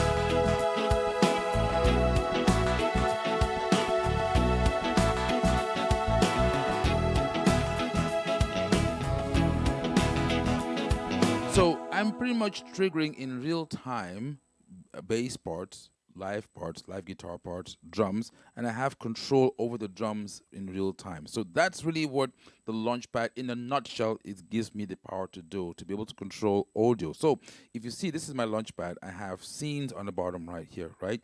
So each of these scenes can have 3, 6, 9, 12 different pads. And in each of these scenes, I can have a maximum of 3 audio pads, right? So in other words, I can have a girl singing out here or a guy singing out there. That's 2 tracks, and maybe somebody playing drums. That's the third right there. And in unison with this, I have the other tracks, which are my MIDI parts, okay? I can also use resources, audio resources from the factory, from the keyboard itself, or audio resources from the AjamSonic package, or audio resources from your studio or from your church, for example. Again, that's only one scene. The next scene has the same thing over again, and the next scene, the same thing. So you can have 3, 4, 5, 6 scenes, and I'm just changing the scenes in real time. So for example, in this case, scene 1, in this scene, I use variation A, okay? In scene 2, I could have used variation D or C. In scene 3, I used another, so if I go to scene 1, it's gonna call up whatever elements I stored in scene 1, okay? This is a very, very interesting part, right? This is the whole, again,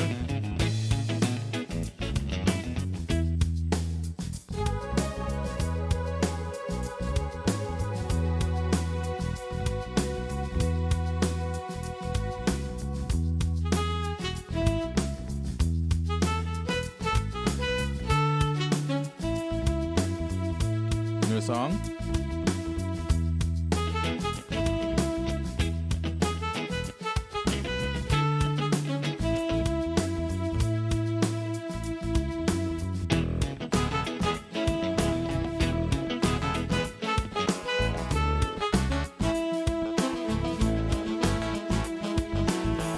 So again, I'm taking audio parts, I'm taking MIDI parts, and I'm bringing them together on the Launchpad. So that gives me the capability to be able to control them in real time. Now, of course, there's a lot of work that goes in before you get them here, right? So the MIDI stuff is fine. That's coming out of the keyboard. And again, if you notice here on my Launchpad, if I go to edit the pad, let's just say, for an example, in this particular pad right now, I want to add some strings, right? Some melodic strings. I have 2 empty pads over here. I can touch and hold that for 2 seconds. Now on the right side, you see I have categories that are before me, okay? Let's see if we can zoom in here so you can see what's going on my screen, all right? So on these categories over here, let's say in that particular edit location that you see in the middle of the screen, I wanted to add strings, right? Where are those gonna fall in here? They're gonna be in the orchestral section. I'm gonna touch orchestral. So now orchestral opens up this screen, and my strings are going to be predominantly in my ensemble category, right? I have brass in there. Oh, let me see. I have choir ooh, choir choir ah. Let's say I want to add choir ah, all right? So now touch that. Now notice what happens when I play this. You hear the go oh and the ah, but it's so low, right? I'm going to go to edit the pad, and I'm going to go in there, and I'm going to see if I can change that and bring it up a little bit.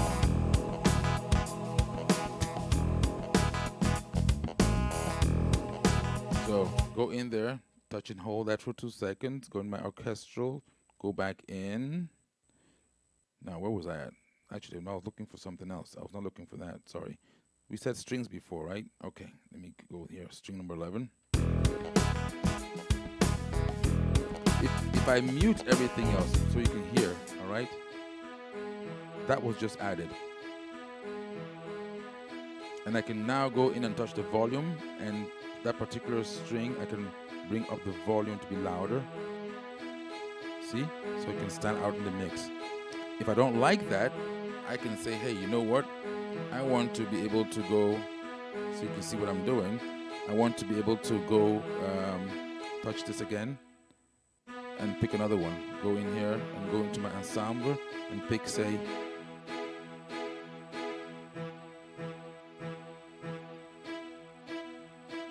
or. Remember, this is playing together with other stuff. I just muted that, okay? If I unmute the tracks, and again, it can respond to my chord changes. So again, you have to have an idea of what you want to do and then be able to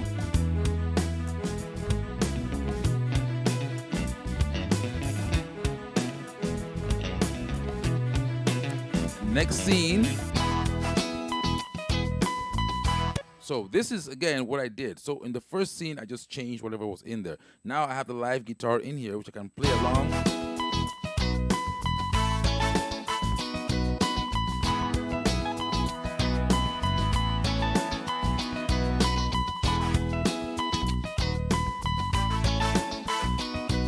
All the machine is doing is just following me, okay?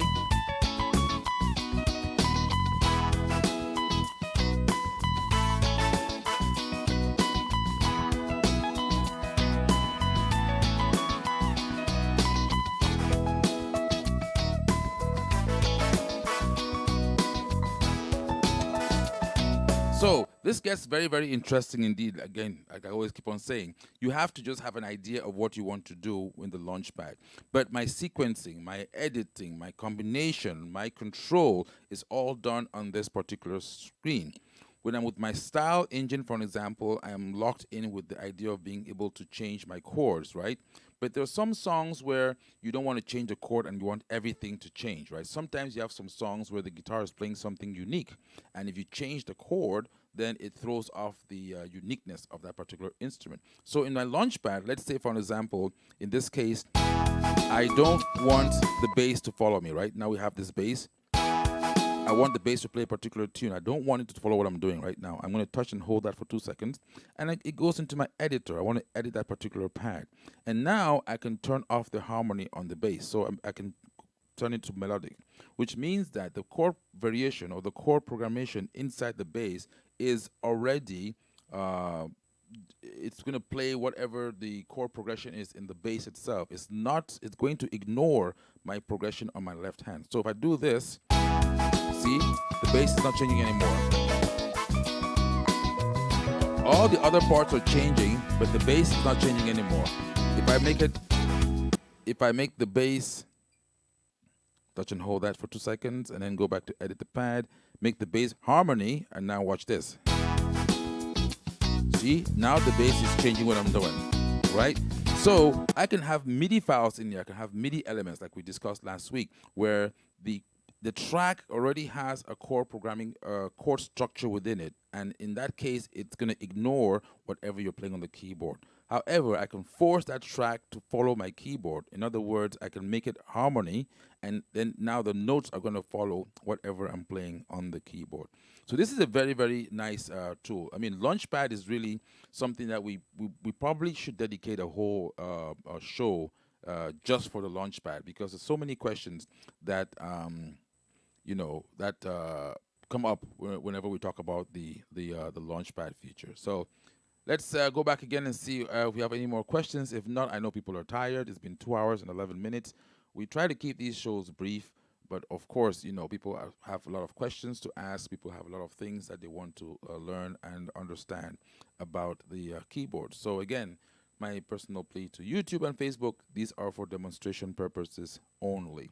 So let me go in there, and I'm going to pick another one that I can be able to use for demonstration purposes. Okay, and let me pick this one over here. So let's see here which one I'm going to pick. These are all, again, presets, and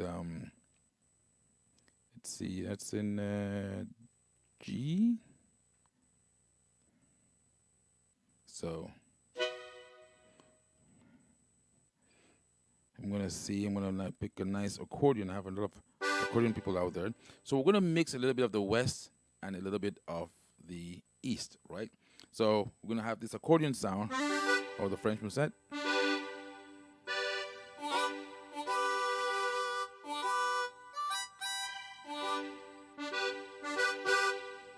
Take out the second voice. Here we go.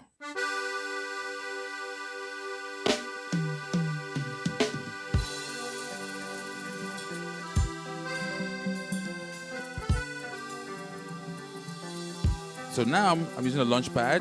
I'm going to, before your very eyes, I'm going to start adding stuff. Okay. So in this particular scene, I'm going to go in there. I'm going to go, here we go. Orchestral, synth, maybe not. I'm going to go into, let's see, synth. Here we go.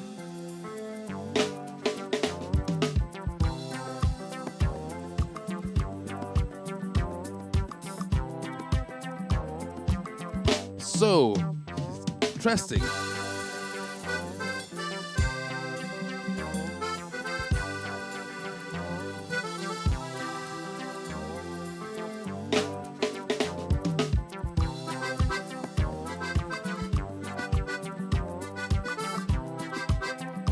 Here we go. Ha. Live guitar. Okay. The live guitar is kicking in. Again, following my lead.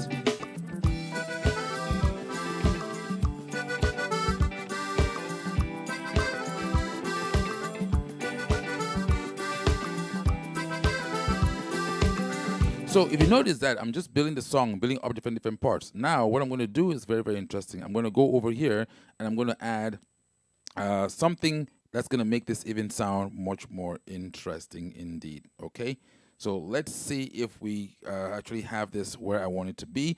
And I'm going to call in my different parts. All right. So let's start. So you can hear, I want you to actually hear what I am hearing over here too. Here we go.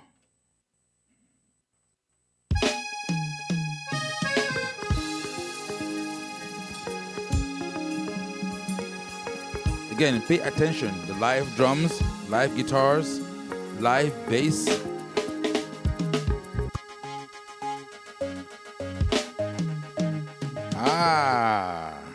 So see what I just did, okay? I want to isolate the MIDI parts and the audio parts, and then I want to show you how I am bringing all of this together, all right? So without much ado, just listen to this for a second and watch, pay attention to what I'm doing. Maybe I should go back into the screen so you can see exactly what is happening and how I'm actually turning these parts on and off in real time.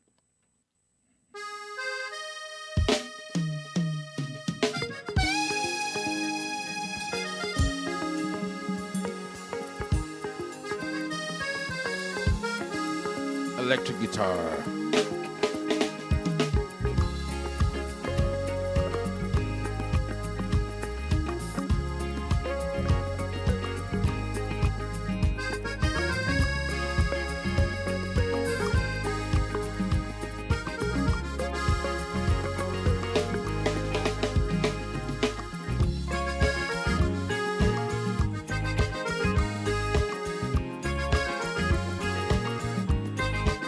Yes, Clemanto, I see you. Hi, Clement. I used to be our bass player for K-Vibes. All the way from Togo. Yes, Clement, I'm playing your bass right now.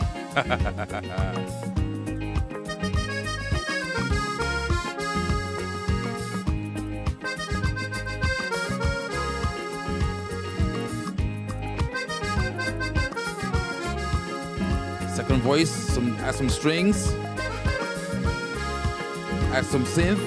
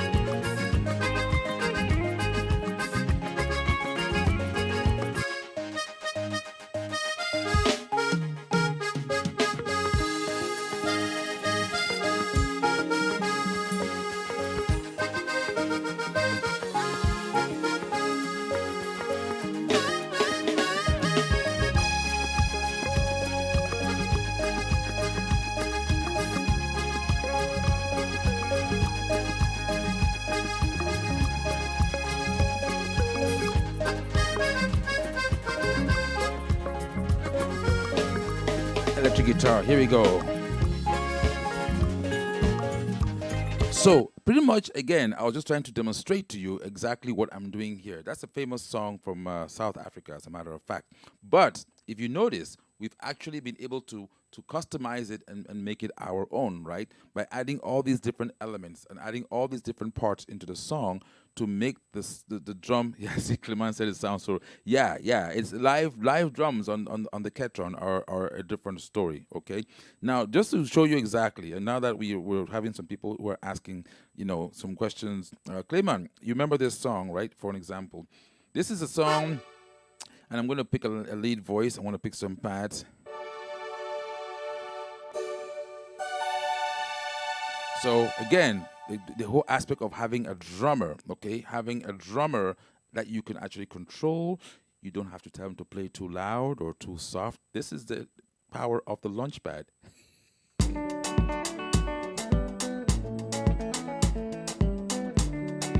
Another famous song, I believe, Miriam Makeba.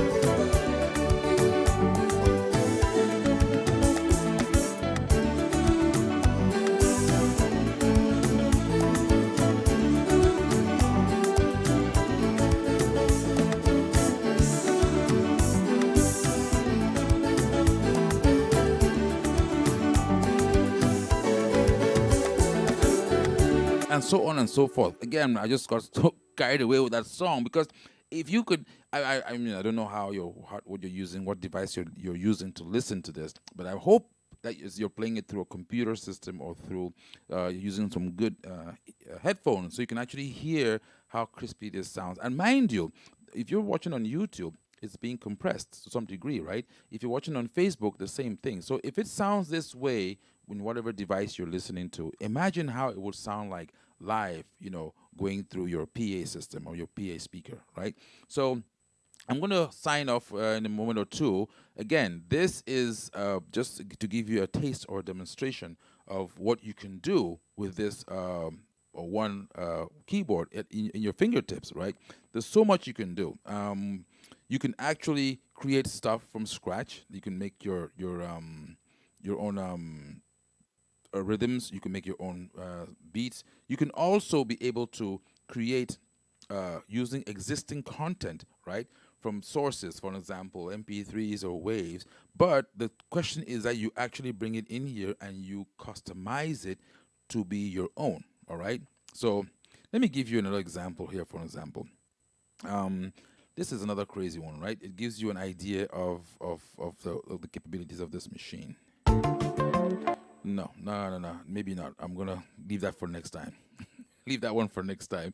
Yeah, that's the. Let's see, how many souls wish that this one. Okay, and It's a famous one that we did for the people who are into praise and worship.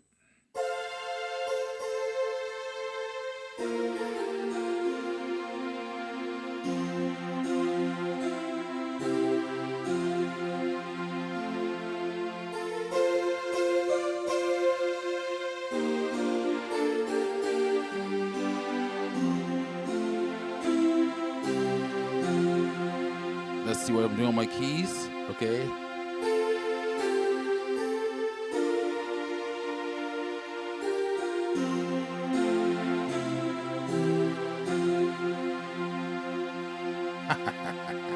So now I'm going to make this even more interesting. I'm going to go ahead.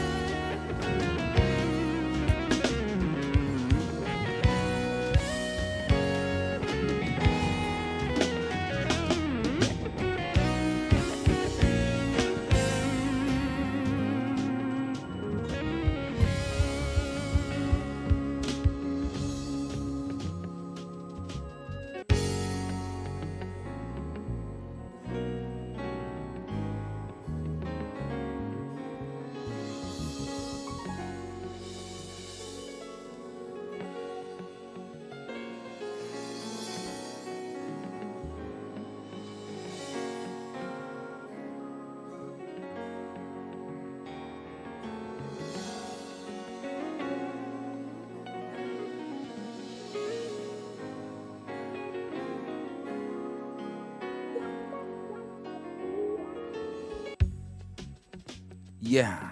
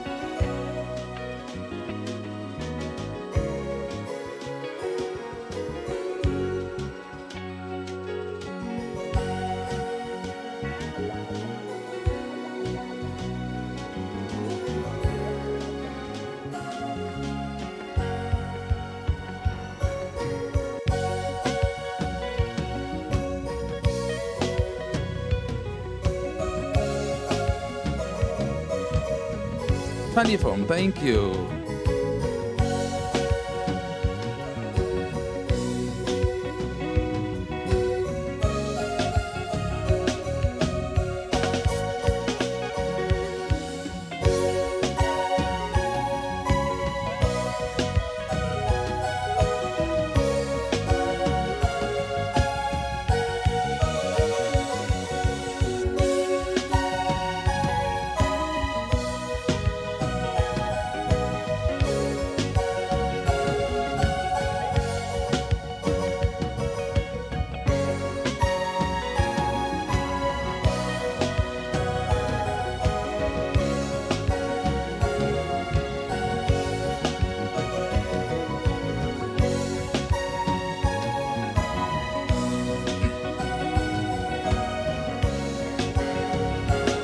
So thank you all very much. We're going to sign off now. It's been 2.5 hours almost. So again, go to www.AjamSonic.com to find out more about the Ketron instruments. Again, www.AjamSonic.com. AjamSonic.com, and you're going to find out more information about these instruments and how you can use them. Of course, you can give us a call directly at 267-323-50005. 5005. It's hard to talk and play at the same time, right?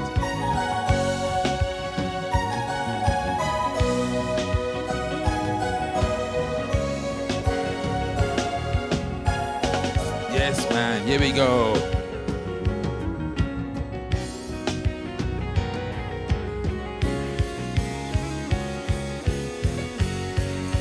Thank you all.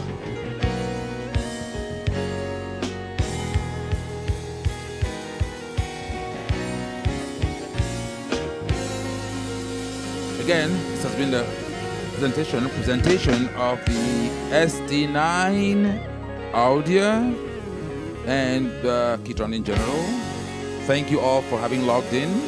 Take care, stay safe out there, and we shall see you all again pretty soon, maybe before next week.